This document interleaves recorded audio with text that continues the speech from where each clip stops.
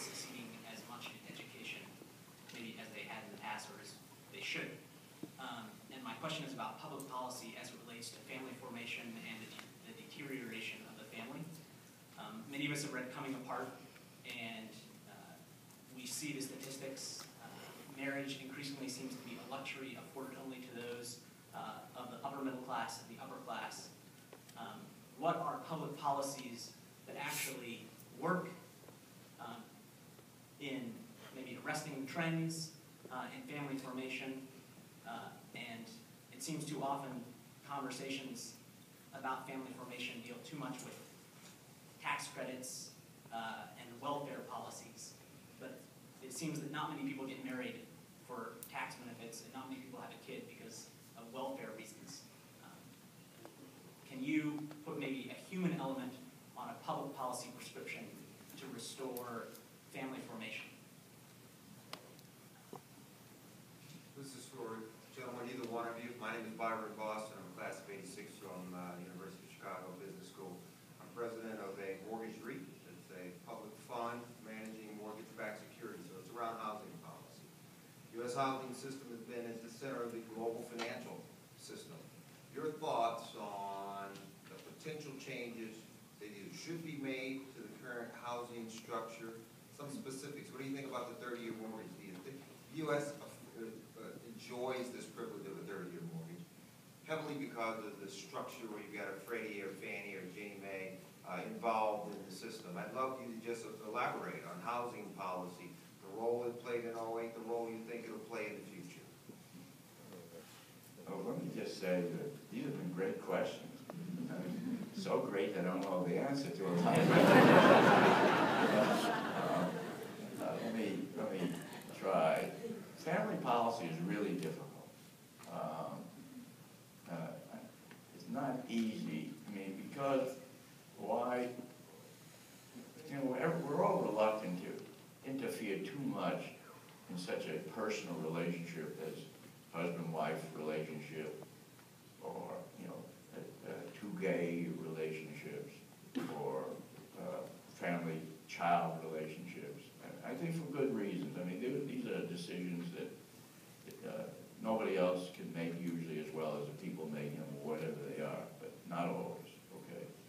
So as I look at public policy with regard to the family, I think it's not going to be easy to shift around a lot of the trends we observe. It's the number one thing I'd say.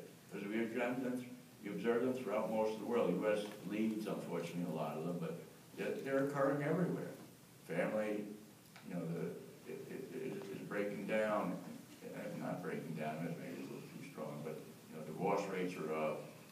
Single parent raising children is rising.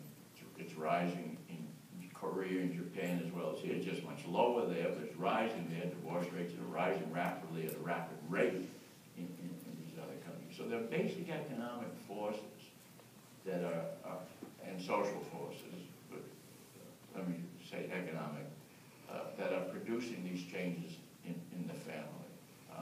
They're not just some accident of bad public policy. They're basic forces.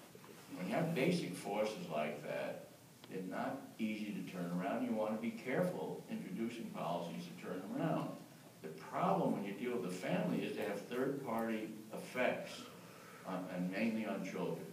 All family what was affecting was a husband and wife, and that should be just left to them. They want to break up, that's their decision. They want to do some other things.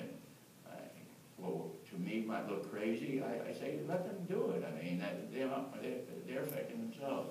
The difficult thing with family policy is that we have children who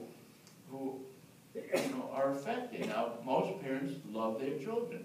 Nevertheless, they're making a trade-off. They can't stand their spouse, and they love their child. Should they stay married or should they break up? Let me give you a basic conflict that people have. How do we get into that problem in a way that doesn't interfere too much in their decision? So we could eliminate any policy that penalizes people being married, any tax policy. That would be the obvious place to start. are, not penalize people for marriage. Do we want to have a positive subsidy for marriage? That's a tougher question to answer. On the whole, I believe maybe.